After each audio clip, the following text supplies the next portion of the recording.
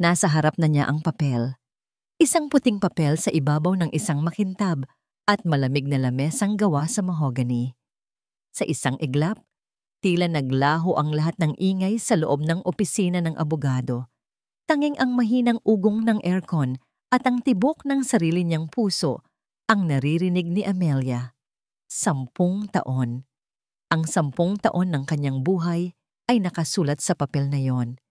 Sa mga itim na salitang naghihintay na lang ng isang pirma para tuluyang maging abo.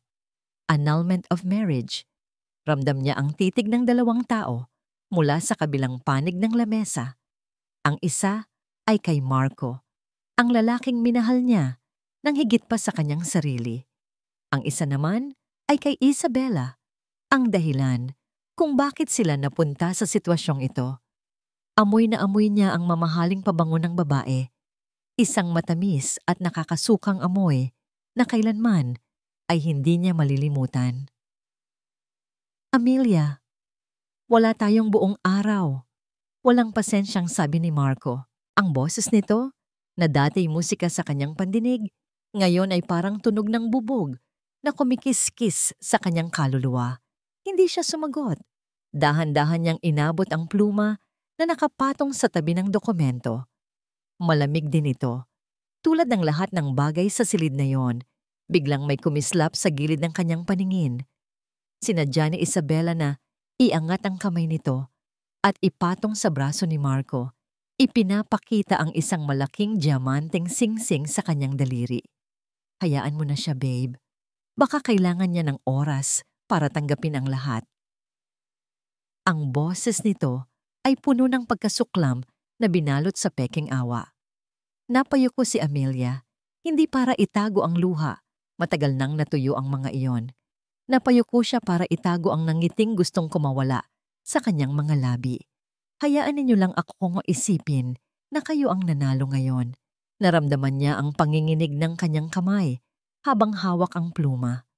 Bumalik sa kanyang isipan ang lahat, ang mga pangarap na binuo nila, ang mga sakripisyong ginawa niya. Isinuko niya ang kanyang sariling karera, ang kanyang mga pangarap, para lang maging anino ni Marco, ang arkitekto sa likod ng tagumpay nito, ang tagasalo ng lahat ng problema nito, ang asawang hindi kailanman nakatanggap ng tunay na pagkilala. Ngayon, heto siya, itatapon na parang basahan. Kung pera ang problema mo, muling nagsalita si Marco. May kinuha ito mula sa wallet at padabog na inilapag sa lamesa. Isang plastic card. Heto, supplementary credit card. Huli kong tulong para sa'yo. Para naman may magamit ka habang naghahanap ka ng bagong buhay. Ang salitang awa ay lumutang sa hangin. Iyon na yon. Iyon ang huling tulak na kailangan niya. Biglang nawala ang panginginig ng kanyang kamay. Humigpit ang hawak niya sa pluma. Ang kirot sa kanyang dibdib ay napalitan ng isang matigas at malamig na determinasyon. Itinaas niya ang kanyang paningin at tiningnan sila ng diretso. Una kay Isabela na nakangisi pa rin, pagkatapos ay kay Marco na may ekspresyon ng pagkainip at pagkasuklam. Sa mga mata nito, wala na siyang halaga. Isa na lang siyang abala. Hindi na siya nagsalita. Ibinaba niya ang dulo ng pluma sa papel. Ang tunog ng pagsulat niya ay tila naging napakalakas sa katahimikan ng silid.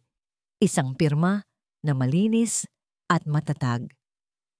Amelia Santos Valderrama. Hindi.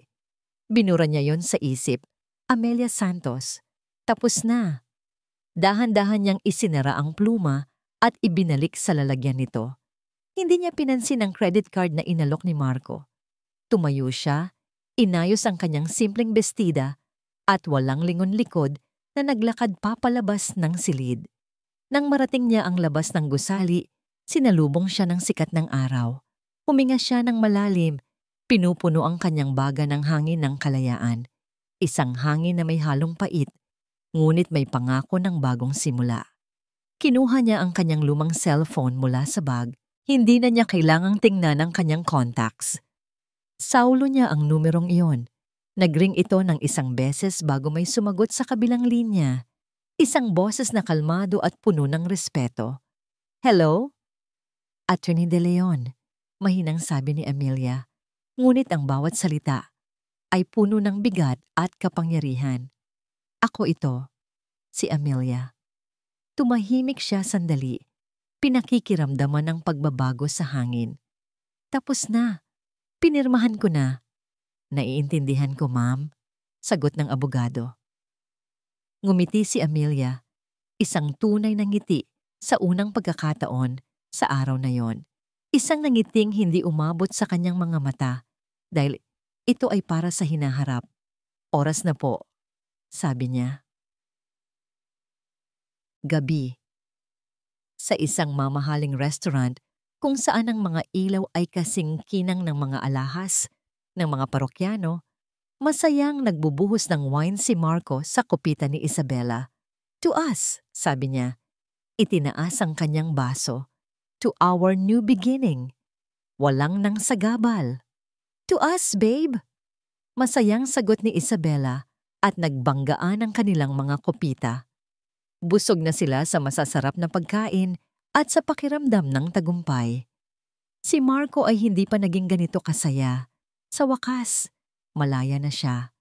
Ang Valderrama Corporation ay sa kanya ng mag-isa. Walang nang asawang kailangan pakinggan. Walang nang aninong sumusunod sa kanya. Dumating ang waiter, dala ang bill sa isang maliit na leather folder. Walang pakialam na kinuha ni Marco ang kanyang black card, ang card na simbolo ng kanyang kapangyarihan, at iniabot sa waiter. "Keep the change," mayabang pa niyang sabi. Ngumiti ang waiter at umalis. Si Isabela naman ay abala sa pagkuha ng litrato ng kanilang dessert para sa social media. Lumipas ang ilang minuto. Napansin ni Marco na hindi pa bumabalik ang waiter. Kumunot ang noo niya. Karaniwan ay mabilis lang ang transaksyon. Maya-maya, bumalik nga ang waiter, ngunit may kasama itong manager ng restaurant. Ang mga mukha nila ay puno ng pag-aalala. "Is there a problem?" tanong ni Marco. Medyo naiinis na. "Sir," magalang na sabi ng manager, "pasensya na po pero sinubukan po namin ang card ninyo ng ilang beses." "And?" Yumuko ang manager, halatang nahihiya sa sitwasyon. "Sir, pasensya na po talaga, pero declined po ang card ninyo." "Declined?" Inulit ni Marco ang salita na parang hindi niya ito naintindihan. Para itong isang salita mula sa ibang lengguwahe na ngayon niya lang narinig. Ang isang CEO na tulad niya, si Marco Valderrama, ay hindi nakakarinig ng salitang declined. "Baka nagkamali ka lang," sabi niya sa manager. Pilit na pinapakalma ang sarili. "Subukan mo ulit. O baka naman sira ang machine ninyo." "Sinubukan na po namin ng 3 beses, sir. Sa 2 magkaibang machine," sagot ng manager. Halatang hindi na komportable. Naramdaman ni Marco ang pag-init ng kanyang mukha. Tumingin siya kay Isabela na ang nangiti ay napalitan na ng iritasyon. Ang mga tao sa kabilang lamesa ay pasimpleng sumusulyap sa kanila. "Kalokohan," bulong niya. Mabilis niyang binuksan ang kanyang wallet at kumuha ng isa pang card, isang platinum card mula sa ibang bangko. "Heto, subukan mo ito." May pag-aalinlangang kinuha iyon ng manager at umalis.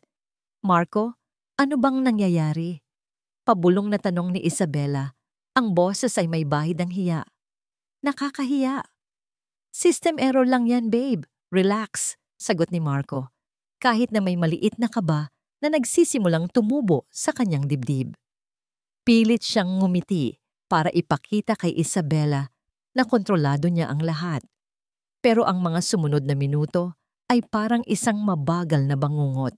Bumalik ang manager at sa ekspresyon pa lang ng mukha nito, alam na ni Marco ang sagot.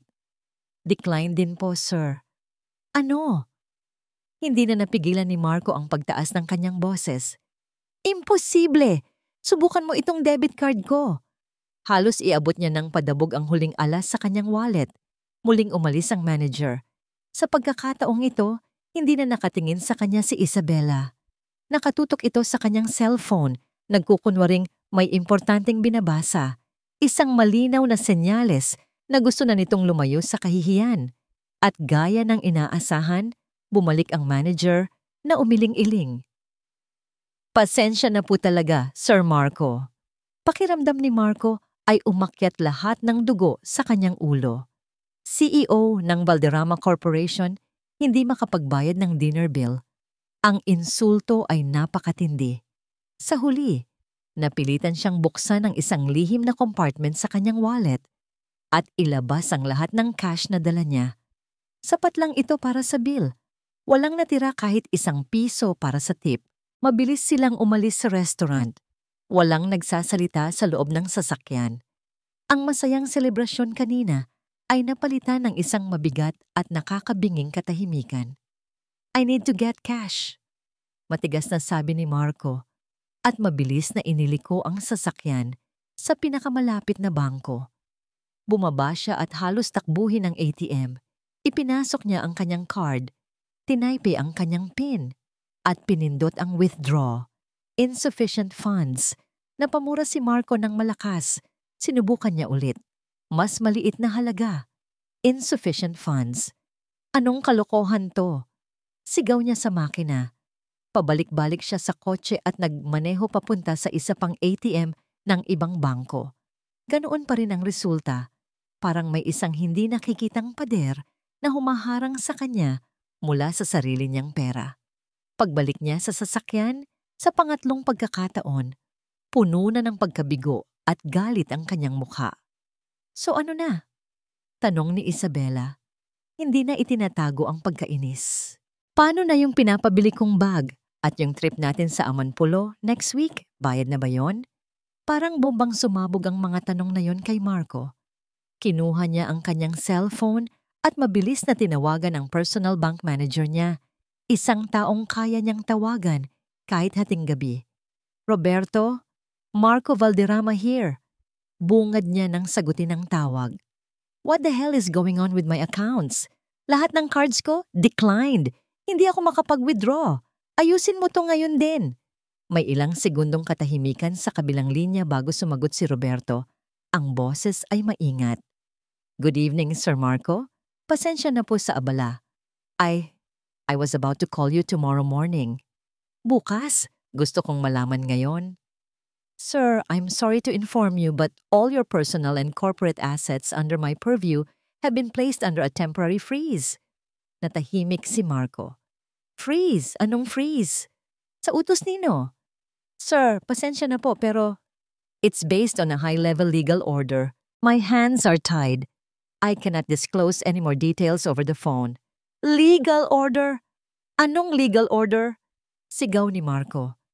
Sino ang nag-utos niyan? Sir, I'm really sorry. Wala na po akong masasabi pa. Pinatay ni Marco ang tawag. Ang kanyang paghinga ay mabilis at mabigat.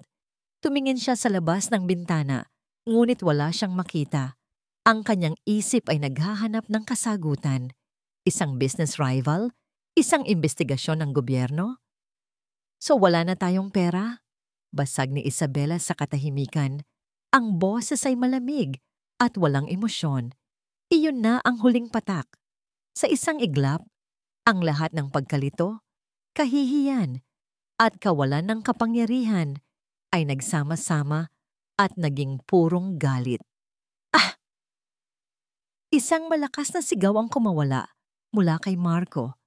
Buong lakas niyang ibinato ang kanyang mamahaling cellphone sa dashboard ng kotse. Nagkabasag-basag ang screen nito. Napasigaw sa takot si Isabela at napasandal sa kanyang upuan. Humihingal, sinuntok ni Marco ang manibela. At sa gitna ng kanyang nagwawalang isipan, isang pangalan ang biglang lumitaw. Ang timing. Ang perpektong timing. Nangyari ang lahat ng ito ilang oras lang matapos niyang iwanan ang babaeng iyon sa opisina ng abogado. Imposible. Paano? Isa lang siyang simpleng may bahay. Wala siyang pera. Wala siyang kapangyarihan. Pero, kinuha niya ang cellphone ni Isabela. Nanginginig ang mga daliri niya habang hinahanap ang numero nito. Dinial niya. Nang sagutin nito ang tawag, isang boses na kalmado at pamilyar ang narinig niya. Hello? Naramdaman ni Marco ang pait sa kanyang lalamunan. Anong kalokohan ito, Amelia? Mahina ngunit puno ng pagbabanta niyang tanong. Anong ginawa mo? May sandaling katahimikan sa kabilang linya.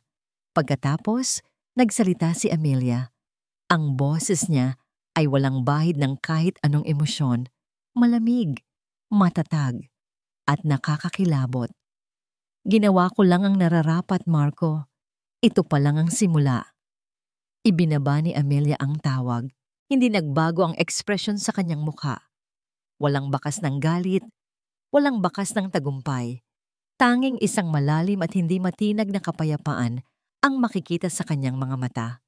Ibinalik niya ang luma niyang cellphone sa ibabaw ng isang maliit na mesang salamin. Nakatayo siya sa harap ng isang malawak na bintana na mula sahig hanggang kisame.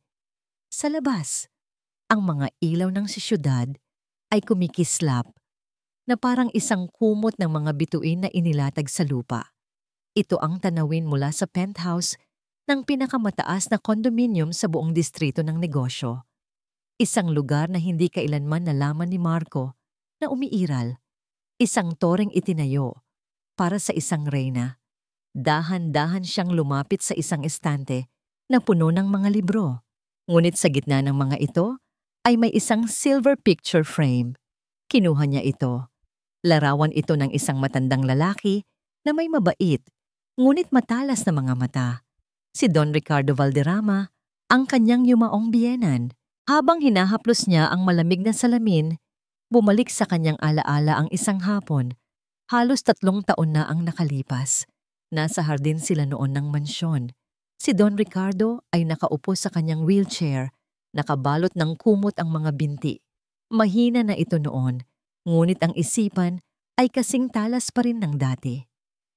Nakikita ko ang paraan ng pagtingin sa iyo ni Marco sa board meeting kanina, Amelia. Mahinang sabi ng matanda. Para kang isang palamuti na isinabit niya sa kanyang braso. Napayuko si Amelia. Tumagos sa puso niya ang mga salitang yon dahil totoo. Alam mo, Hija, pagpapatuloy ni Don Ricardo, ang pinakamalaki kong pagkakamali ay ang palakihin si Marco na iniisip niyang ang apelyidong Valderrama ay sapat na. Inakala niyang ang kapangyarihan ay minamana, hindi pinaghihirapan. Hinawakan nito ang kanyang kamay. Ang balat nito ay manipis at malamig, ngunit ang hawak ay mahigpit. Pero ikaw, nakita ko ang lahat ng ginawa mo. Ang bawat business plan, ang bawat market analysis na ibinulong mo sa kanya. Ang mga ideya na yon, sa'yo galing, hindi sa kanya. May pumatak na luha mula sa mata ni Amelia. Sa wakas, may isang taong nakakita. Ikaw ang tunay na Valderrama?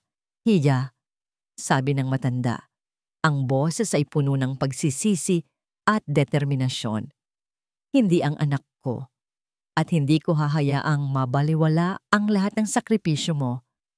Ang alaalang yon ang nagbigay sa kanya ng lakas. Ibinalik niya ang picture frame sa estante at bumalik sa malaking lamesa sa gitna ng sala.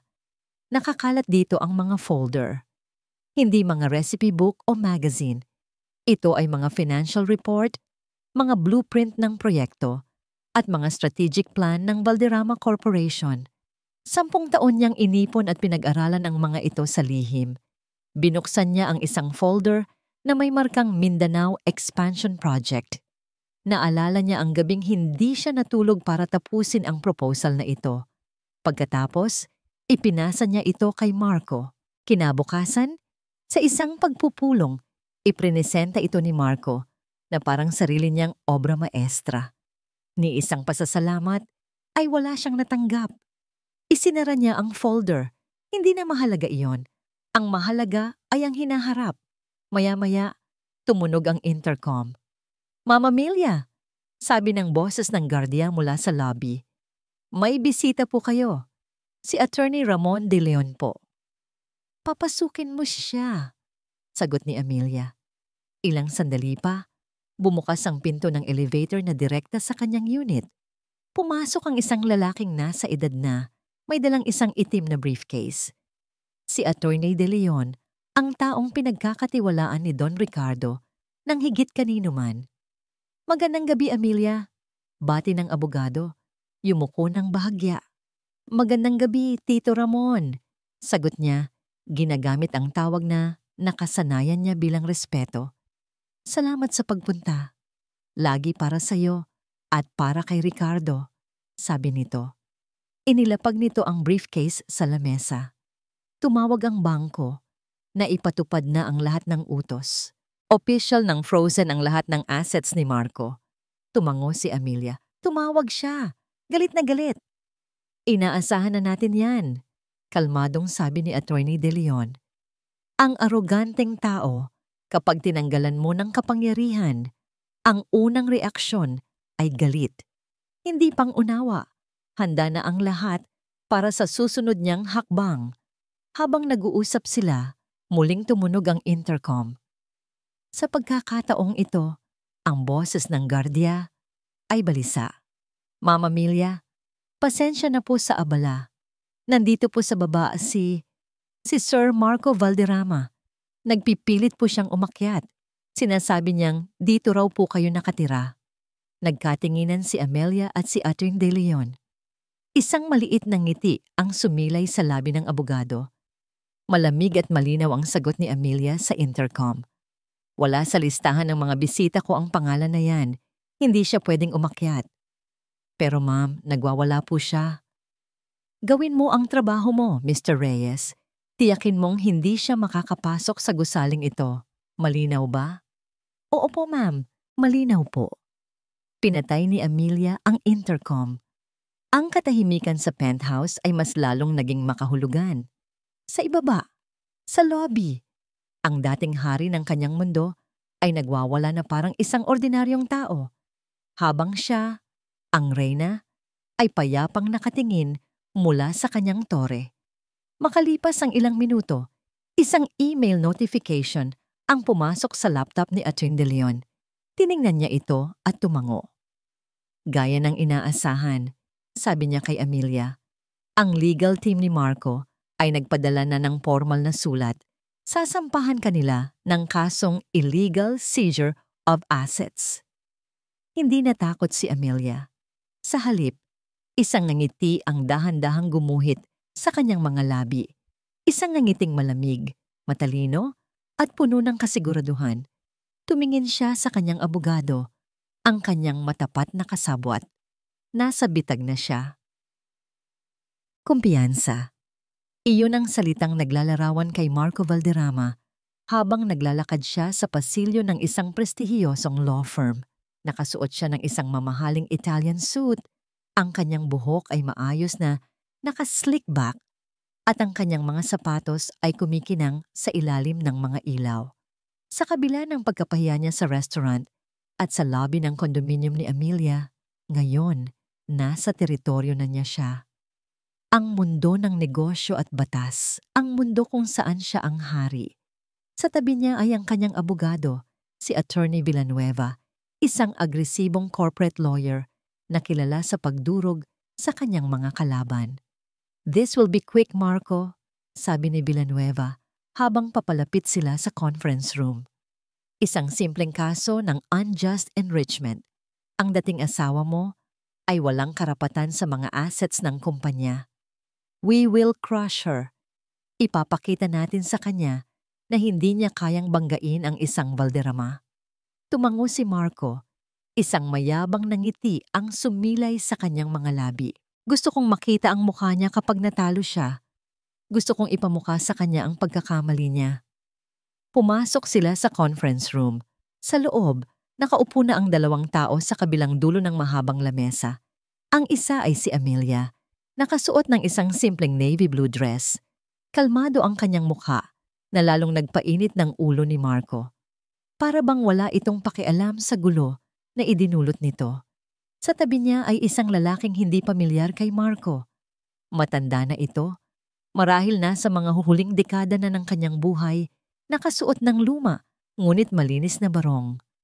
Ang kanyang buhok ay kulay abuna, ngunit ang kanyang tindig ay tuwid at ang kanyang mga mata sa likod ng salamin ay matalas. Ayan na pala, ang magaling na may bahay. Sarkastikong sabi ni Marco. Sapat na para marinig ng lahat. At sino naman itong kasama mo? Isang public attorney? Hindi sumagot si Amelia.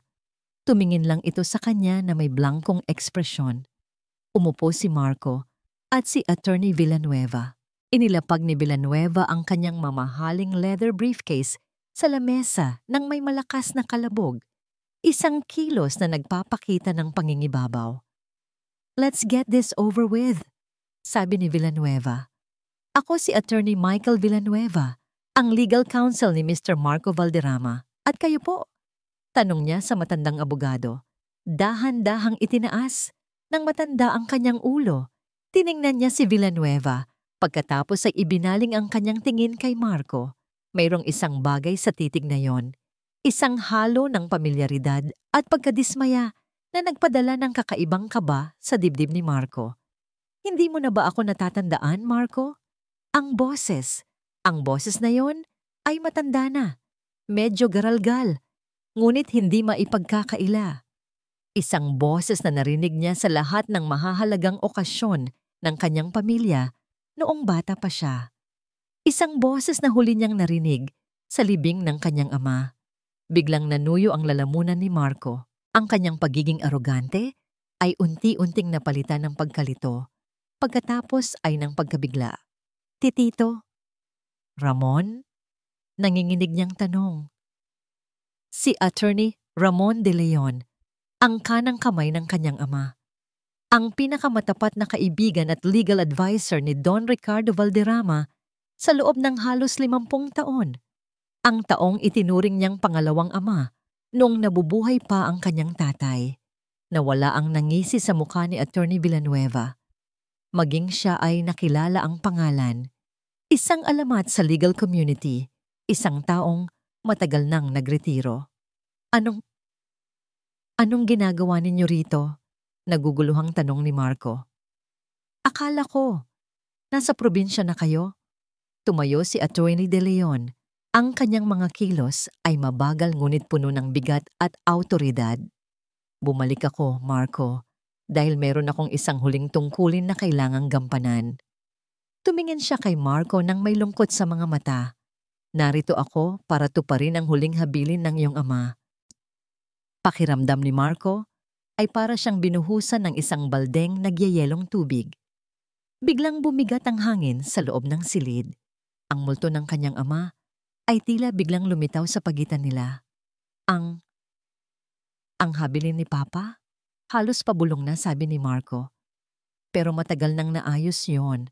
Ako ang tagapagmana ng lahat." "Hindi ng lahat, Marco." Mahinahong sagot ni Attorney De Leon. Binuksan ng matandang abogado ang kanyang lumang briefcase. Sa loob nito, hindi mga makakapal na legal books ang laman, kundi isang manipis, kulay krema na folder na may selyo. Dahan-dahan niya itong inilabas at ipinatong sa gitna ng lamesa. Ang kilos ay solemne, na parang isang sagradong ritual. "Bago tayo magsimula, sa kasong isinampa mo laban kay Amelia," sabi ni Attorney De Leon. Ang kanyang boses ay umalingaw-ngaw sa katahimikan ng silid. "Mas makabubuting basahin mo muna ito." Itinulak niya ang folder papunta sa direksyon ni Marco. Ang titig niya ay hindi nagbabago. Ito ang isang codicil, isang huling pagbabago sa testamento ng iyong ama na ipinagawa niya ilang linggo bago siya pumanaw. Napatingin si Marco sa folder, pagkatapos ay kay Amelia na nanatiling tahimik at hindi gumagalaw. Pagkatapos ay bumalik ang tingin niya kay Attorney De Leon na ngayon ay parang isang hukom na naghihintay ipataw ang kanyang sentensya. Ito ang tinatawag naming pagpapatuloy ni Attorney De Leon. Ang bawat salita ay tumatagos sa puso ni Marco. The Queen's Clause. The Queen's Clause. Ang mga salitang yon ay umalingaw-ngaw sa isipan ni Amelia, ngunit hindi ito nagdulot ng pagkabigla. Sa halip, nagdulot ito ng isang alon ng alaala, isang halo ng pait at pasasalamat. Habang nakatingin siya sa namumutlang mukha ni Marco sa kabilang panig ng lamesa, Ang kanyang isip ay lumipad pabalik sa isang silid ng ospital na amoy gamot at papalapit na pamamaalam. Ilang linggo, bago pumanaw si Don Ricardo, nakatayo si Amelia sa tabi ng kama. Inaayos ang unan sa likod ng kanyang biyenan. Payat na ang matanda. Ang dating malakas na boses nito ay isa na lamang mahinang bulong. Ngunit ang mga mata nito ay nanatiling buhay, matalas, at nakikita ang lahat. Amelia, hiyada, sabi ni Don Ricardo. Ang paghinga ay mabigat. Maupo ka. Sumunod si Amelia. Umupo sa isang silya sa tabi ng kama at hinawakan ng kamay ng matanda. May ipinagawa akong pagbabago sa aking huling habilin, diretsong sabi nito. Si Ramon, na ang bahala sa lahat. Mayroon kang hindi alam tungkol sa kanya. Higit pa sa isang abogado, siya ang aking konsensya. At ang konsensya ko ay nagsasabing kailangan kitang protektahan. Kumunot ang noo ni Amelia. Protektahan, Papa? Mula saan? Isang ubo ang kumawala sa matanda. Nang ito'y humupa, may lungkot sa kanyang mga mata.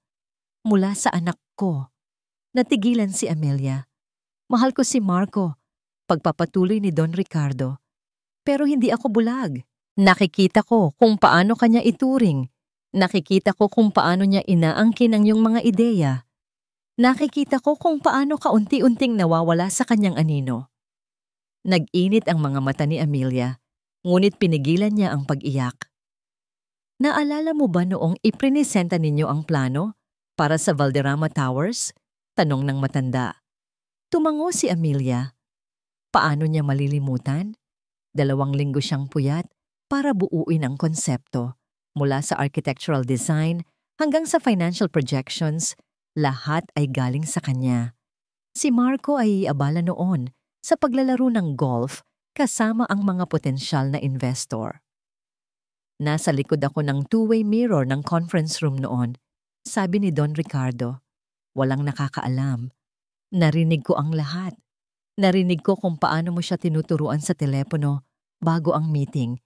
Narinig ko kung paano niya sinabi sa board na, I worked on this myself, day and night. Doon na bumagsak ang luha ni Amelia. Isang luhang tahimik na dumaloy sa kanyang pisngi. Ang sakit ng hindi pagkilala ay mas matindi pa sa anumang sampal. Sa araw na yon, sabi ni Don Ricardo, humigpit ang hawak sa kanyang kamay. Napagdesisyonan ko, ang Valderrama Corporation ay hindi lamang negosyo. Ito ang aking legado.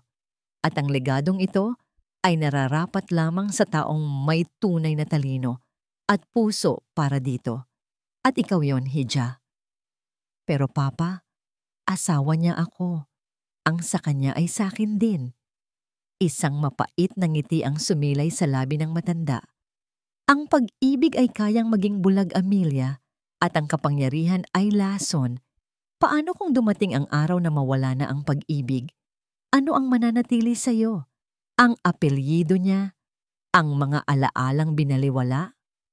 May kinuha siyang sobre mula sa ilalim ng kanyang unan at iniabot kay Amelia. Sa loob, isang susi. Iyan ang susi sa isang penthouse unit. Nakapangalan sa'yo. Lihim. Walang nakakaalam. Kahit si Marco. Gamitin mo ito kapag kailangan mo ng lugar para mag-isip o para magplano. Pagkatapos, tinitigan niya si Amelia ng diretso sa mata. At tungkol sa kumpanya, nag-iwan ako ng isang regalo para sa'yo, isang safety net, o marahil isang sandata. Nakadepende sa kung paano mo ito gagamitin. Ibinibigay ko sa'yo ang 51% ng voting shares ng Valderrama Corporation. Nanlaki ang mga mata ni Amelia. Papa, hindi ko po matatanggap yan. Hindi mo pa ito makukuha ngayon. Putol ni Don Ricardo. May kondisyon, isang napakahalagang kondisyon. Ang pagmamay-aring ito ay mananatiling tulog, hindi aktibo, hanggat ikaw ay asawa pa ni Marco Valderrama. Pero kapag dumating ang araw na hindi ka na niya asawa, sa anumang dahilan, annulment, legal separation, o kamatayan. Sa sandaling iyon, at sa sandaling iyon lamang, ang 50% ay automatikong lilipat sa iyong pangalan. Ito ang The Queen's Clause. Dahil kapag ang isang hari ay naging bulag, dapat merong isang reyna na handang iligtas ang kaharian. Habang nakaupo sa conference room, ang mga salitang iyon ay bumalik kay Amelia ng buong linaw. Sa loob ng 10 taon, nabuhay siya sa ilalim ng anino ni Marco. Ngunit sa loob din ng 10 taon na yon, may hawak siyang isang lihim na pangako mula sa taong tunay na nakakita ng kanyang halaga. Hindi ito isang plano para sirain si Marco. Isa itong plano para iligtas ang sarili niya. Nag-angat siya ng tingin mula sa kanyang pagbabalik-tanaw. Nakita niya ang nanginginig na kamay ni Marco habang dahan-dahan nitong binubuksan ang folder. Nakita niya ang paglaki ng mga mata nito habang binabasa ang mga legal na salita na magiging sentensya ng kanyang pagbagsak. At sa unang pagkakataon, sa harap ni Marco ngumiti si Amelia. Isang nangiting hindi na niya kailangang itago. Sa di kalayuan, sa isang mamahaling coffee shop, si Isabella ay naiinip na naghihintay. Tiningnan niya ang kanyang Rolex. Kanina pa dapat tapos ang meeting. Nag-aalala siya, hindi para kay Marco, kundi para sa kanyang mga credit card. Binuksan niya ang kanyang laptop. Nag-login siya sa isang encrypted na website, isang backdoor access sa ilang mga accounts ng Valderrama Corporation na nakuha niya mula sa isang nahack na computer ng isang accountant. Sinimulan niyang mag-initiate ng maliliit na wire transfers papunta sa isang offshore account.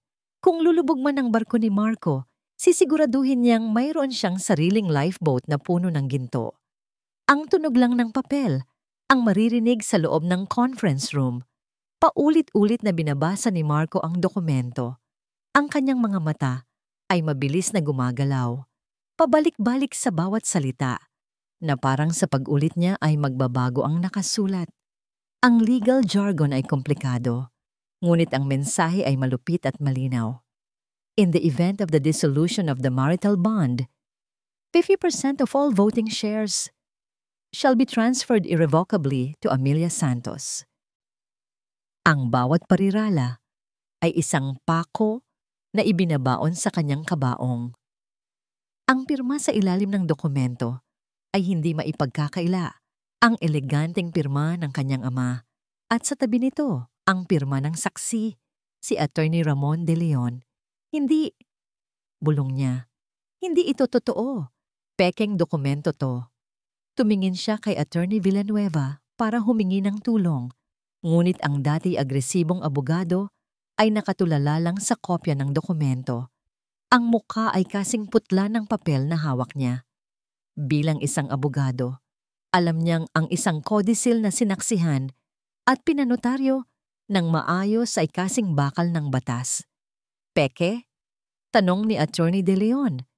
Ang boses ay kalmado ngunit may bigat ng awtoridad. Gusto mo bang tawagin natin ang notaryo publiko na nagpatunay nito? O marahil, ang 2 pang saksi na mga miyembro din ng Board of Directors na pinagkakatiwalaan ng iyong ama? Buhay pa sila, Marco. Sa bawat pangungusap ni Attorney De Leon, pakiramdam ni Marco ay unti-unti siyang nawawalan ng hangin. Ang kasong isinampa niya laban kay Amelia, ang sandata na akala niya ay dudurog dito, ay naging isang patibong na siya mismo ang nahulog. Ang mismong annulment paper na ipinagdiwang niya ay ang mismong susi na nagbukas ng selda ng kanyang pagkatalo.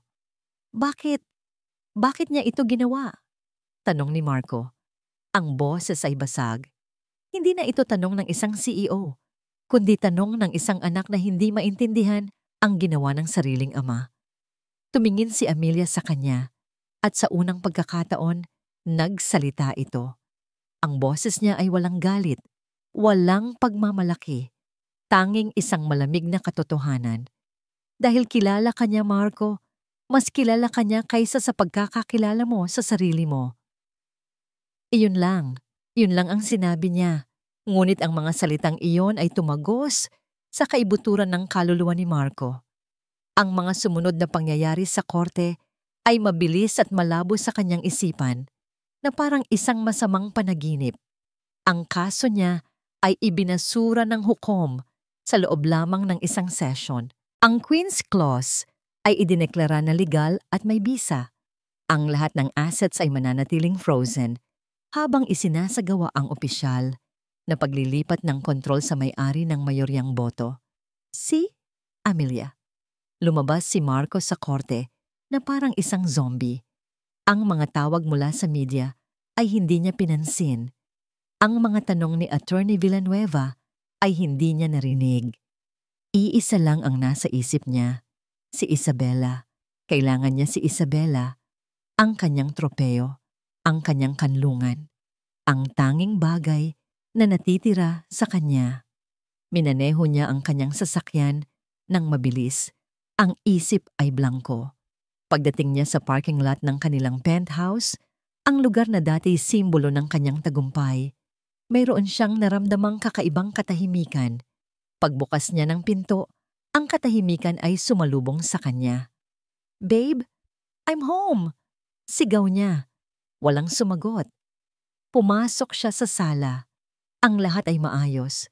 Masyadong maayos. Pagkatapos, napansin niya, ang mga mamahaling vase na binili ni Isabela ay wala na. Ang mga painting na pinili nito ay nawawala.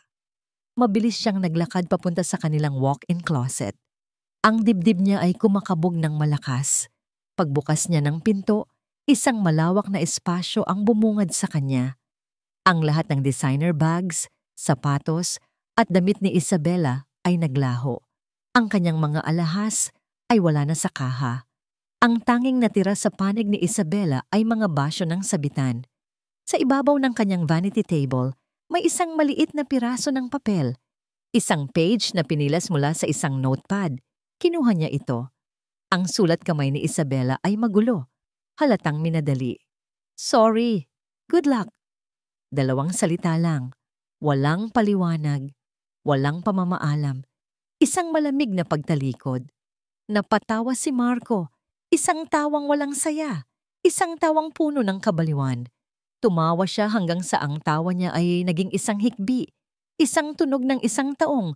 Tuluyang nawalan ng lahat. Biglang tumunog ang kanyang cellphone. Isang numero mula sa kanyang opisina. Ang CFO ng kumpanya. Sinagot niya ito. "Sir Marco," sabi ng CFO, ang boses ay nag-aalala. "Sir, we have a huge problem. May nag-flag ang aming system ng series of unauthorized international wire transfers sa nakalipas na 2 araw. Malaking halaga, sir. At ang trail. It leads back to a shell corporation na nakalink sa pangalan ni Miss Isabela Cruz. Para itong isang huling suntok sa sikmura. Hindi lang siya iniwan, ninakawan pa siya. Ginamit. Niloko. Binitawan ni Marco ang kanyang cellphone. Bumagsak ito sa makapal na carpet ng walang tunog. Dahan-dahan siyang napaluhod sa gitna ng walang laman na silid, napapalibutan ng mga multo ng kanyang kayabangan. Wala na ang pera, wala na ang kapangyarihan, wala na ang babaeng pinagpalit niya sa lahat. Nawala ang hari sa sarili niyang kastilyo. Sa gitna ng kanyang paghihinagpis, isang malakas na katok ang narinig niya mula sa pintuan. Hindi niya ito pinansin, ngunit ang pagkatok ay naging mas malakas, mas mapilit. Maya-maya, narinig niya ang tunog ng pagbukas ng pinto. 2 lalaking nakasuot ng formal na damit ang pumasok, kasama ang building security. "Mr. Marco Valderrama?" Tanong ng isa. "Kami po ay mula sa National Bureau of Investigation. May ilang katanungan lang po kami tungkol sa ilang financial irregularities sa inyong kumpanya." At sa sandaling iyon, tuluyan ng gumuho ang mundo ni Marco Valderrama. Habang ang mundo ni Marco ay gumuho, ang mundo naman ni Amelia ay dahan-dahang nabubuo muli. Piraso bawat piraso, ngunit sa isang bagong disenyo. Isang disenyong siya mismo ang gumawa. Nakatayo siya sa harap ng isang malaking salamin sa kanyang walk-in closet. Ang silid na ito ay mas maliit kaysa sa closet ni Isabela, ngunit ang laman ay pinili ng may layunin. Wala na ang mga luma, at maluluwag na bestida. Wala na ang mga tsinelas na pantulog. Ang nakasabit ngayon ay mga hanay ng damit na may matatalim na linya at matatapang na kulay. Mga blazer, pencil skirt at tailored trousers. Mga damit na hindi nagsusumigaw ng yaman, kundi bumubulong ng kapangyarihan. Isang emergency board meeting ang ipinatawag para bukas ng umaga. Ang balita ng pag-freeze ng assets ni Marco at ang biglaang pagbabago sa pagmamay-ari ay kumalat na parang apoy sa loob ng kumpanya. Nagdulot ito ng gulat at pagkalito. Ngayon, kailangan nilang harapin ang bagong realidad. Kailangan nilang harapin siya. Kinuha niya mula sa sabitan ang isang itim na power suit. Hinawakan niya ang tela nito. Makinis, matibay, ibang-iba sa mga bulaklakin at malalambot na damit na nakasanayan niyang isuot para lang magustuhan ni Marco. Habang isinusukat niya ito, isang montage ng mga pagbabago ang naglaro sa kanyang isipan. Ang unang araw pagkatapos ng desisyon ng korte. Ginugol niya ito, hindi sa pagdiriwang, kundi sa pag-aaral. Kasama si Atty. De Leon, sinuri nila ang bawat dokumento, bawat ulat, bawat numero ng Valderrama Corporation sa nakalipas na 3 taon. Nakita niya ang mga maling desisyon ni Marco, ang mga proyektong dehado na itinuloy nito dahil sa ego. Nakita niya ang mga butas na kailangan niyang takpan. Ang pangalawang araw, tumawag sa kanya ang isa sa mga board member, si Mr. Jimenez, isang matandang lalaki na dati tinatawanan lang ang kanyang mga opinyon kapag nagkakaroon sila ng mga family dinner. Amelia, Hija, nabalitaan ko ang nangyari. Congratulations! Masiglang bati nito sa telepono. Alam mo, matagal ko nang sinasabi sa sarili ko, itong si Amelia, may ibubuga talaga. Kung kailangan mo ng suporta sa board, just let me know. I'm on your side. Hindi sumagot si Amelia. Hinayaan niya lang ang katahimikan na magsalita. Ang pekeng papuri ay mas malinaw pa sa anumang sigaw. Salamat sa tawag, Mr. Jimenez. Magkita na lang tayo sa meeting bukas. Malamig niyang sagot bago ibaba ang tawag. Natutunan na niyang kilalanin ang mga oportunista. Ngayon, ang ikatlong araw. Ang araw ng paghahanda. Isinuot niya ang blazer. Tamang-tama ang sukat na parang ginawa para sa kanya. Tumingin siya sa kanyang refleksyon. Ang babae sa salamin ay pamilyar, ngunit iba. Ang kanyang buhok ay nakatali sa isang mababang, eleganteng bun. Ang kanyang mukha ay may light makeup, sapat lang para bigyang diin ang kanyang mga mata. Mga matang hindi na nagpapakita ng kalungkutan, kundi ng isang matalas na intelihensya at hindi matinag na determinasyon. Wala na ang may bahay. Ang naroon ay isang CEO, isang leader, isang reyna. Kinuha niya ang isang pares ng itim na stiletto heels. Noong una, hindi siya sanay magsuot ng mga ito. Ngunit sa nakalipas na mga araw, nagsanay siyang maglakad sa mga ito sa loob ng kanyang penthouse, pabalik-balik. Hanggang sa ang bawat hakbang ay naging matatag, balanse at puno ng kumpiyansa. Tumunog ang kanyang cellphone. Si Atty. De Leon. Handa ka na ba para bukas, Amelia? Ipinanganak akong handa, Tito Ramon. Naghintay lang ako ng tamang panahon. Sagot niya. Mabuti. Papunta na ako dyan, dala ang huling folder na kailangan mo. Ang quarterly performance review. Gusto kong makita mo ito bago mo sila harapin. Salamat. Hihintayin kita. Pagkatapos ng tawag, lumakad siya papalabas ng closet. Ang tunog ng kanyang mga takong sa sahig na gawa sa marmol ay umalingaw-ngaw sa katahimikan ng kanyang penthouse. Bawat tunog ay isang deklarasyon. Tumayo siya sa harap ng malaking bintana, kaparehong lugar kung saan niya tinanggap ang balita ng pagkaka-freeze ang assets ni Marco. Tiningnan niya muli ang syudad sa ibaba. Dati, ang mga ilaw na yon ay parang malalayong bituin na hindi niya maaabot. Ngayon, ang mga ito ay parang isang kaharian na naghihintay sa kanyang pagbabalik. Tumingin siya sa kanyang refleksyon sa salamin ng bintana. Nakita niya ang babaeng sinayang ni Marco. Ang babaeng binaliwala. Ang babaeng inakala niyang mahina. Ngunit nakita rin niya ang talino ni Don Ricardo. Ang lakas na ibinigay nito sa kanya. At ang kapangyarihan na matagal nang natutulog sa loob niya na ngayon ay gising na gising na. Bukas, haharapin niya ang mga taong dating minamaliit siya. Bukas, babawiin niya ang trono na nararapat sa kanya. Bukas, makikilala ng lahat ang tunay na Valderrama. Huminga siya ng malalim. Isang hiningang hindi na puno ng kaba o takot, kundi ng purong adrenaline. Dahan-dahan siyang naglakad papunta sa pintuan. Handa nang salubungin si Attorney De Leon. Handa nang salubungin ang kanyang kinabukasan. Ang pinto ng boardroom bukas ay magbubukas. At sa pagbukas nito, isang bagong kabanata ang magsisimula. Ang silid ay malamig, ngunit pinagpapawisan si Marco. Nakatayo siya sa harap ng Board of Directors ng Valderrama Corporation. Ang mga mukha na dati tumitingin sa kanya ng may paghanga at respeto ay ngayon puno ng pag-aalinlangan at awa. Ang kanyang mamahaling suit ay lukot. Ang kanyang buhok ay hindi maayos. May maitim na bilog sa ilalim ng kanyang mga mata. Resulta ng 2 gabing walang tulog na ginugol sa interogasyon at pag-aalala. Pinalaya siya pansamantala, ngunit ang investigasyon ay nagpapatuloy. Ang kanyang mundo ay gumuho at ito na ang kanyang huling baraha, ang kanyang impluwensya sa mga taong ito. Mga Ginoo, mga ginang. Nagsimula siya. Pilit na pinatatatag ang kanyang boses. Alam kong marami kayong tanong. Oo, may mga problema, ngunit lahat ng ito ay isang malaking hindi pagkakaunawaan. Isang personal na issue na ginagamit ng aking dating asawa upang sirain ako. At ang kumpanyang ito, tumingin siya sa bawat isa sa kanila, sinusubukang pukawin ang kanilang katapatan.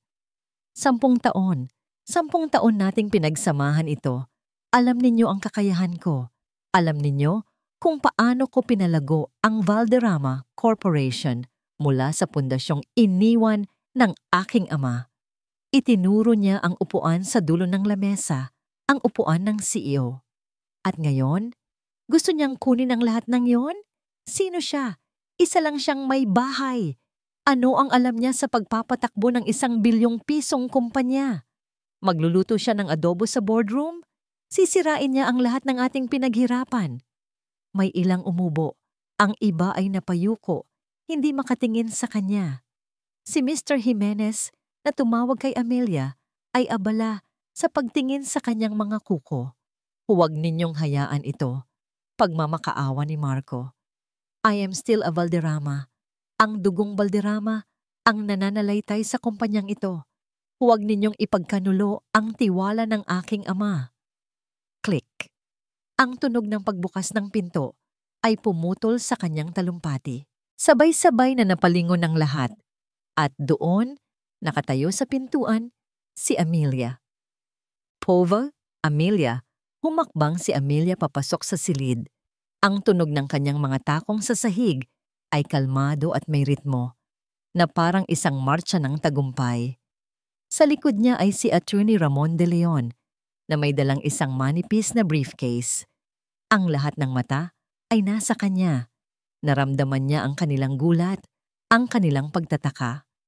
Nakita niya ang itsura ni Marco, isang itsura ng isang taong nakakita ng multo. Ang dating aroganteng hari ay mukha ng isang pulubi sa sarili niyang palasyo. Hindi siya nagsalita. Naglakad siya ng diretso papunta sa bakanteng upuan sa tapat ni Marco. Ang bawat hakbang niya ay puno ng layunin. Nang maupo siya, inilapag niya ang kanyang mga kamay sa makintab na lamesa. Simple, kalmado, kontrolado. Magandang umaga sa inyong lahat, bati niya. Ang kanyang boses ay malinaw at matatag, walang bakas ng nerbiyos. Pasensya na kung naantala ako. May ilang mahahalagang bagay lang na kailangang ayusin. Wala kang karapatang mapunta rito, sigaw ni Marco, napatayo. Umupo ka, Marco. Malamig na utos ni Amelia, Hindi man lang tinitingnan ito. Ang kanyang atensyon ay nasa board. Tapos na ang iyong bahagi. Nagbukas ng bibig si Marco para sumagot. Ngunit si Attorney De Leon ay lumapit sa tabi ni Amelia at inilapag ang isang dokumento sa harap ng bawat board member. Ayon sa Section 4, Article 2 ng Bylaws ng Korporasyon, nagsimula si Attorney De Leon. Ang sinumang nagmamay-ari ng 51% o higit pa ng voting shares ay may karapatang magpatawag ng isang special meeting at mag-assume ng posisyon bilang chairman of the board, effective immediately. Ang dokumentong nasa harap ninyo ay ang legal na patunay ng pagmamay-ari ni Ginga Amelia Santos. Isang nakakabinging katahimikan ang bumalot sa silid. Isa-isang tiningnan ng mga board member ang dokumento. Pagkatapos ay tumingin kay Amelia na may bagong pagtingin. Isang halo ng takot at respeto. Pero wala siyang alam. Desperadong sabi ni Marco. Sa wakas, tiningnan siya ni Amelia. Ang kanyang mga mata ay walang awa. Talaga, Marco? Sa tingin mo, sa loob ng 10 taon, ano ang ginagawa ko sa bahay? Nagbibilang ng butil ng bigas? Tumingin siya sa board. Sa nakalipas na quarter, ang net profit ng kumpanya ay bumagsak ng 12%. Ito ay dahil sa pag-apruba ng Viridian Towers Project, isang proyektong dehado na itinuloy ni Mr. Valderrama sa kabila ng 3 independent feasibility studies na nagsasabing ito ay high risk at low reward. Nagulat ang board. Hindi nila alam ang detalyeng iyon. Iminumungkahi ko, pagpapatuloy ni Amelia, na i-divest natin ang ating shares sa Viridian Project at i-reallocate ang pondo sa ating Mindanao expansion. Isang planong matagal nang nakatingga, ngunit may potential na magbigay ng 30% growth sa susunod na 2 taon. Ang Mindanao expansion, ang plano na siya mismo ang sumulat. Namutla si Marco. Paano? Paano mo nalaman yan? Dahil ako ang sumulat ng planong yon, Marco. Sagot ni Amelia. Ang bawat salita ay isang sampal. Gaya ng pagsulat ko sa halos lahat ng matagumpay na plano ng kumpanyang ito sa nakalipas na dekada. Ang kaibahan lang ngayon, ako na ang magpapatupad nito. Tumingin siya kay Attorney De Leon. Ang unang mosyon, isang boto ng no confidence laban kay CEO Marco Valderrama. I second the motion, mabilis na sabi ni Mr. Jimenez. Isa-isang nagtaas ng kamay ang mga miyembro, kahit ang mga dating tapat kay Marco ay walang nagawa. Ang numero at ang batas ay nasa panig ni Amelia. The motion is carried. Formal na idineklara ni Attorney De Leon. Mr. Valderrama, you are hereby relieved of your duties as CEO and member of this board. Napatulala si Marco. Napaupo siya sa kanyang silya na parang isang manikang pinutulan ng tali. Tumayo si Amelia. Lumakad siya papunta sa dulo ng lamesa, sa upuan ng CEO na inuupuan ni Marco. Huminto siya sa tabi nito. Hindi niya ito tiningnan. Dahan-dahan niyang inilagay ang kanyang kamay sa likod ng upuan. Ang kanyang mga daliri ay humawak sa mamahaling katad. Tumingin siya sa mga natitirang miyembro ng board. Ang susunod kong mosyon, ang paghirang sa akin bilang bagong chairperson at interim CEO ng Valderrama Corporation. Walang tumutol. Tumingin siya sa wakas kay Marco. Ang dating lalaking tinitingala niya, ang lalaking minahal niya ay nakatingin sa kanya na may luha sa mga mata. Isang luha ng pagkatalo, pagkalito, at pagsisisi. Ngunit para kay Amelia, huli na ang lahat. Get out! Mahina niyang sabi, ngunit umalingaw-ngaw ito sa buong silid. Get out of my boardroom! 2 security personnel ang tahimik na pumasok sa silid at lumapit kay Marco. Hinawakan nila ito sa braso. Hindi na pumalag si Marco, para siyang isang kaluluwang walang katawan. Habang inilalabas siya, ang huling nakita niya ay si Amelia, na dahan-dahang umuupo sa kanyang trono. Lumipas ang 6 na buwan. Ang matatalim na sinag ng papalubog na araw ay tumatago sa salaming bintana ng opisina ng chairperson. Ngunit ang liwanag na ito ay hindi na nakakasilaw. Para kay Amelia, ito ay isang mainit at pamilyar na yakap. Nakatayo siya, hawak ang isang tasa ng mainit na tsa at pinagmamasdan ng abalang syudad sa ibaba. Ang dati tore ng kanyang kalungkutan ay naging sentro na ng kanyang kapangyarihan. Ang opisina ni Marco noon ay pag-aari na niya ngayon. Pinalitan niya ang madilim na leather at mahogany ng mas magaan na kulay at modernong kasangkapan. Mas maraming halaman, mas bukas na espasyo. Isang lugar na sumasalamin sa kanya. Ang Valderrama Corporation, sa ilalim ng kanyang pamumuno, ay hindi bumagsak. Sa katunayan, ito ay umunlad. Ang mabilis niyang desisyon na i-divest mula sa Viridian Towers at ibuhos ang pondo sa Mindanao expansion ay nagbunga agad ng positibong resulta. Ang stock ng kumpanya ay tumaas ng 20%. Ang tiwala ng mga investor ay bumalik. Mas matatag pa kaysa dati. Ang mga board member na dati minamaliit siya ay ngayon ang kanyang pinakamatapat na mga taga-suporta. Natutunan nilang igalang hindi lang ang kanyang posisyon, kundi ang kanyang talino at paninindigan. Ang may bahay ay naging isang alamat sa corporate world. Ma'am Amelia? Napalingon si Amelia. Ang kanyang executive assistant, isang bata at matalinong babae na nagngangalang Rina, ay nakatayo sa may pinto. Nandito na po si Attorney De Leon. Papasukin mo siya, Rina, at pakidalhan mo kami ng kape. Sige po, ma'am. Pumasok si Attorney De Leon. May dalang ngiti sa kanyang mga labi. Mukhang maganda ang nagiging epekto sa iyo ng upuang iyan, Amelia. Salamat sa lahat ng tulong mo, Tito Ramon, sabi ni Amelia, ngumiti pabalik. Hindi ko ito magagawa kung wala ka. Ginawa ko lang ang habilin ni Ricardo at sigurado ako kung nasaan man siya ngayon, ipinagmamalaki ka niya. Umupo sila sa maliit na lounge area ng opisina. May balita ako, sabi ni Attorney De Leon. 2 bagay. Una, tungkol kay Isabella Cruz. Tumango si Amelia handang makinig.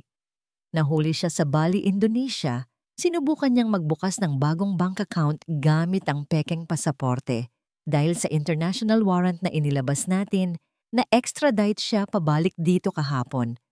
Haharapin niya ang kasong large-scale estafa. Halos lahat ng perang ninakaw niya ay na-recover. Hindi nakaramdam ng galit si Amelia. Hindi rin siya nakaramdam ng saya. Tanging isang pakiramdam ng pagsasara ng isang kabanata. Si Isabella ay isang sintomas lamang ng sakit, hindi ang sakit mismo. At ang pangalawa? Tanong niya. Nag-aalangan sandali si Attorney De Leon. Tungkol kay Marco. Sa pagbanggit ng pangalan, isang saglit na katahimikan ang namagitan sa kanila. Kinailangan niyang ibenta ang lahat ng natitira niyang ari-arian. Ang mga sports car, ang mga relo, pati na ang bahay na tinitirhan ng kanyang ina para makapagpiyansa sa mga kasong isinampa ng mga investor na nalugi sa Viridian Project. Malinis ang pangalan mo doon dahil napatunayan nating wala kang kinalaman sa desisyong yon. Ngayon, nakatira siya sa isang maliit na apartment sa Quezon City, puno ng utang at walang gustong kumuha sa kanya bilang empleyado. Pinikit ni Amelia ang kanyang mga mata. Inasahan niya ang balitang ito, ngunit ang marinig ito ay may dalang kakaibang bigat.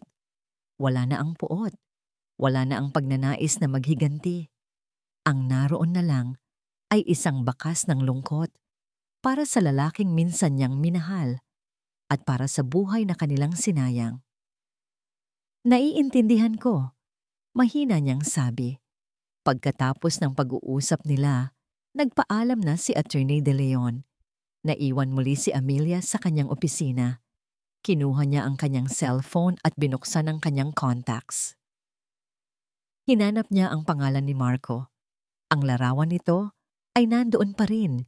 Isang kuha mula sa isang bakasyon nila sa Paris. Maraming taon na ang nakalipas. Masaya sila noon. O inakala niyang masaya sila. Tinitigan niya ang numero. Walang galit lang. Walang awa. Tanging isang pakiramdam ng pagiging tapos na. Dahan-dahan niyang pinindot ang delete contact. Nang mawala ang pangalan ni Marco sa kanyang screen, nakaramdam siya ng isang kakaibang gaan. Isang huling tali sa kanyang nakaraan ang naputol. Maya-maya, pumasok ulit si Rina. "Ma'am, paalala ko lang po. May dinner meeting po kayo mamayang 7 p.m. kasama si Mr. David Lim ng L Corp."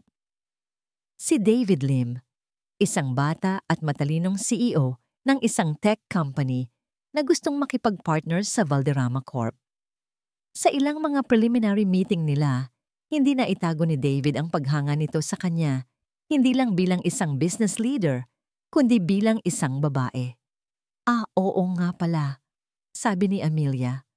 Ngunit habang iniisip niya ang meeting, isang ideya ang pumasok sa kanyang isip. "Rina, pwede mo bang tawagan si Mr. Lim? Sabihin mo, I'm very sorry, pero may biglaang personal na bagay akong kailangang asikasuhin." "Po? I-cancel po ang meeting, ma'am."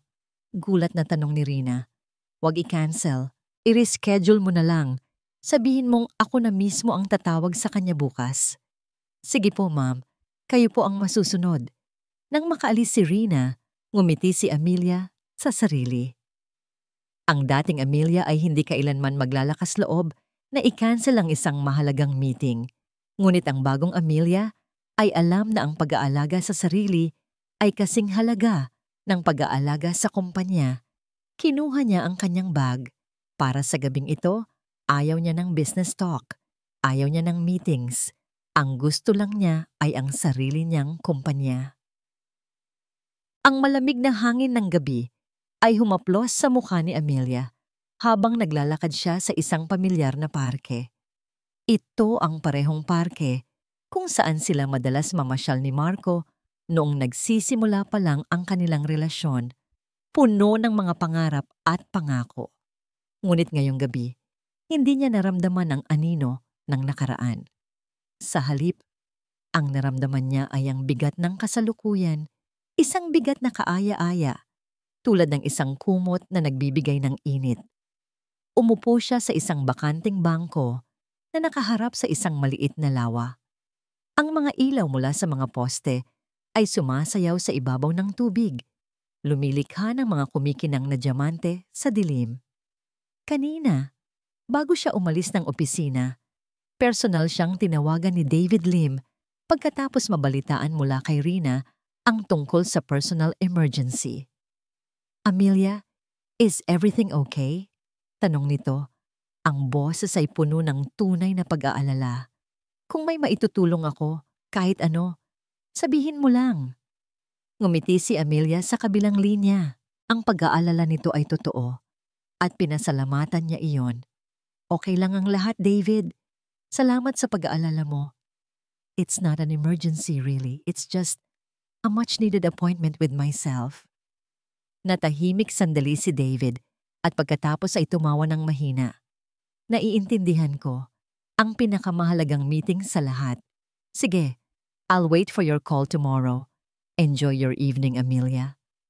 "Ikaw din, David. Salamat." Sagot niya bago ibaba ang tawag. Ibinaba ni Amelia ang telepono nang may maliit na ngiti sa kanyang mga labi. Ang dating Amelia ay tiyak na kikiligin sa atensyon mula sa isang lalaking tulad ni David. Ang dating Amelia ay marahil iisipin na ito na ang simula ng isang bagong love story, isang paraan para tuluyang makalimot. Ngunit hindi na siya ang dating Amelia. Dati, ang bawat sulok ng parkeng ito ay may alaala niya. Sa ilalim ng malaking puno ng akasya na yon, una niyang sinabi kay Marco ang tungkol sa pangarap niyang magtayo ng sarili niyang consulting firm. Tinawanan lang siya nito at sinabing, "Bakit mo pa kailangan, Nan? Nandito naman ako." Sa tabi ng fountain, doon ito nag-propose sa kanya. Nangangakong aalagaan siya habang buhay. Ngayon, ang mga alaala ay naroon pa rin, pero hindi na masakit. Ang mga ito ay parang mga lumang litrato sa isang album na matagal nang hindi binubuklat. Mga parte ng kanyang buhay, ngunit hindi na ang kabuuan nito. Ang paghihiganti pala ay hindi ang tunay na tagumpay.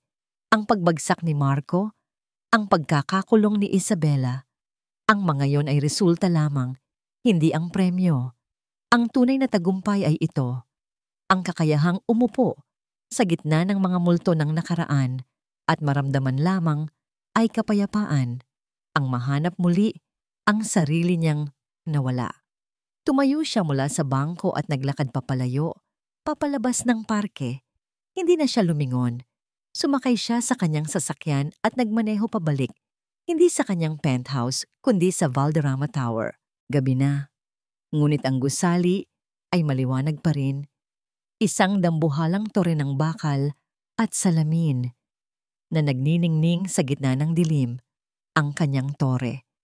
Umakyat siya sa pinakamataas na palapag. Tahimik ang opisina. Tanging ang mahinang ugong ng aircon ang maririnig. Pumasok siya sa kanyang opisina at hindi binuksan ang ilaw.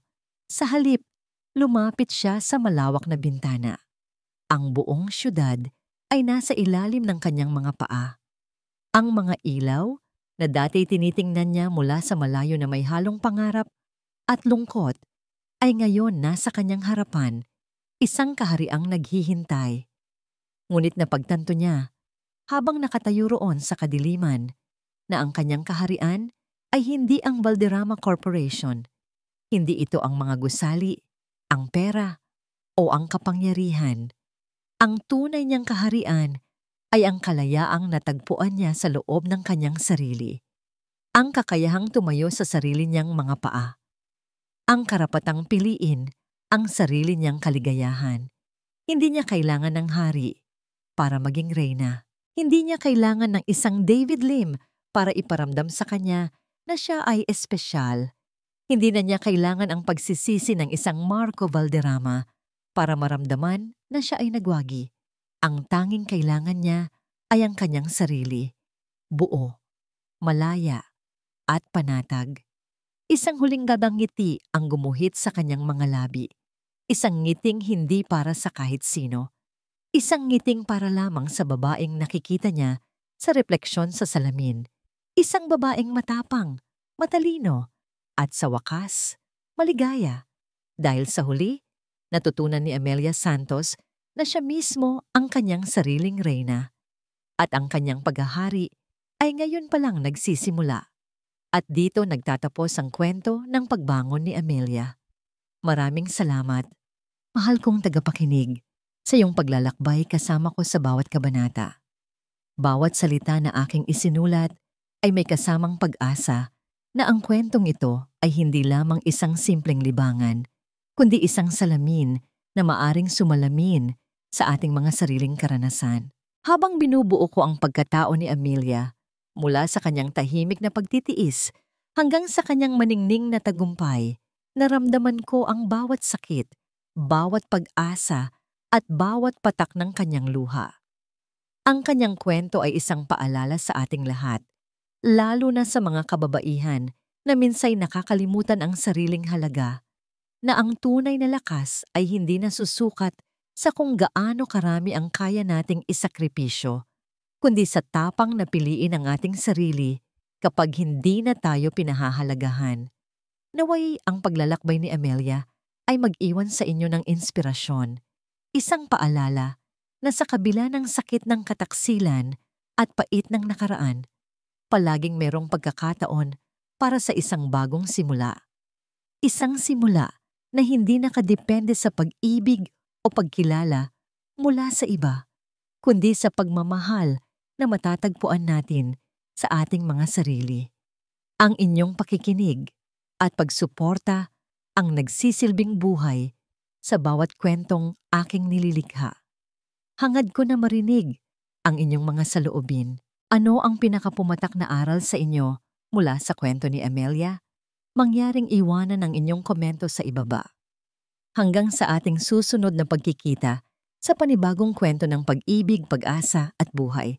Muli, mula sa kaibuturan ng aking puso, maraming salamat.